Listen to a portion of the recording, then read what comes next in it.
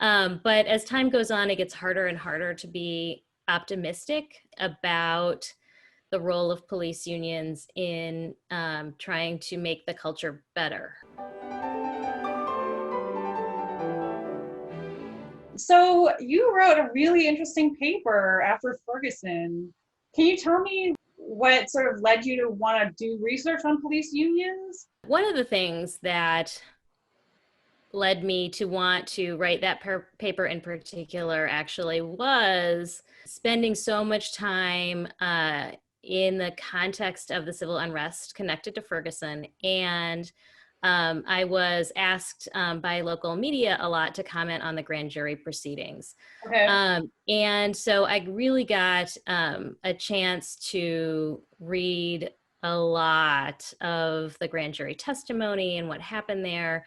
And a lot of discussion about the role of Officer Wilson's training there. All those things came together, and nobody was talking about, at that point, nobody was really talking about police unions. Was being on the ground in Missouri during the Ferguson uprising give you any sort of insights as someone who wasn't there might not have had? Yes, a ton. One of the really interesting things was actually connected with the Stockley verdict. So there are two guys who would come out to sort of control the police efforts in the evenings. Mm-hmm. And if one of them was in charge, you knew things were probably not going to get violent. But if another one was in charge, you knew things were going to get bad. Wow. And it was all in their leadership style, how they interacted with protesters. What was the difference between the way the two captains handled it? So one of them, the one for whom it would almost always end in violence, really viewed himself as being engaged in a battle. Okay. And he was there to confront and to intimidate people. And that was the job that the police needed to engage in order to subdue what was going on. And the other one was more conversational, actually, and sort of saw the role of the police as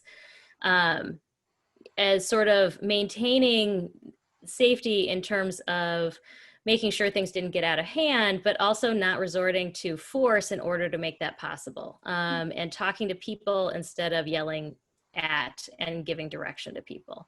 And so it really was all about sort of how they viewed their job.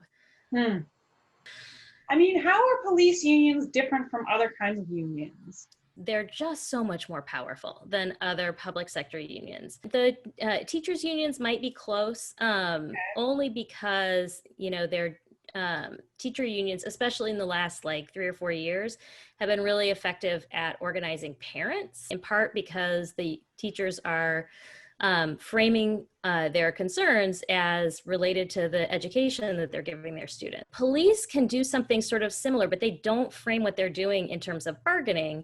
It's much more appealing to people's sense of fear and desire to be safe. The sense of being, in support of the police tends to be attractive to people in the same way that being tough on crime for politicians is attractive to people. You donate to the local police union or benevolent fund or something like that, and you get a little sticker for your car. Mm-hmm. And you kind of think, well, this won't really do anything, but maybe that one time when I'm speeding, if I get pulled over, the officer will be nicer to me because they'll see that I donate.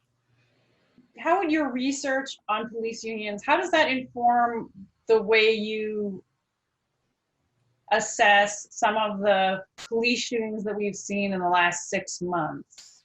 I guess this isn't really so much about the shootings as it is about the absence of the union in anything resembling reform.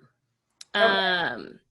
The role of unions has mostly been in the background, trying to protect officers from information being discovered about them. So there's been a lot of state level legislation or attempts to change rules about what can be revealed to the public when there's been, as they say, an officer involved shooting, when an officer is shot someone or killed someone. And then also some resistance to disciplinary efforts. One of the things I thought was interesting about your article was hearing that I guess in some states, police unions are prohibited from bargaining over policies. Yeah, that's every state. No, you can. That's inherent in labor law terms. Bargaining over policies is inherently within management's prerogative. If the policies relate to pay, Mhm. discipline, job security, Mhm. unions can usually bargain over that. Okay. Although sometimes they can only bargain over wages. Things like, how many officers are required to staff a shift. They can't bargain over those kinds of things. It sounded like from your article that you thought that allowing police unions to weigh in on those policies might be more productive than what's happening now. One of the reasons that has been identified as a real problem in terms of officers escalating where it's inappropriate, over policing, all of those kinds of things, are because of the culture of policing.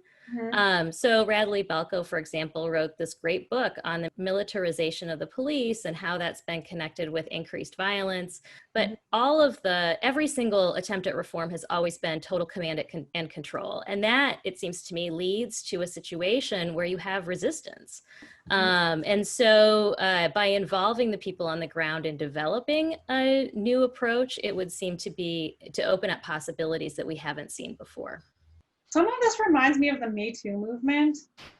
I remember like I went to a public sector labor conference when the Me Too movement was at its height, and the union side of it was extremely hostile to the idea that people should be disciplined for harassment because they're like, look, our role is to defend people who are accused of misconduct, even though the person who's accusing them may also be a member of the union. And they're just like, this is the role that we've always played.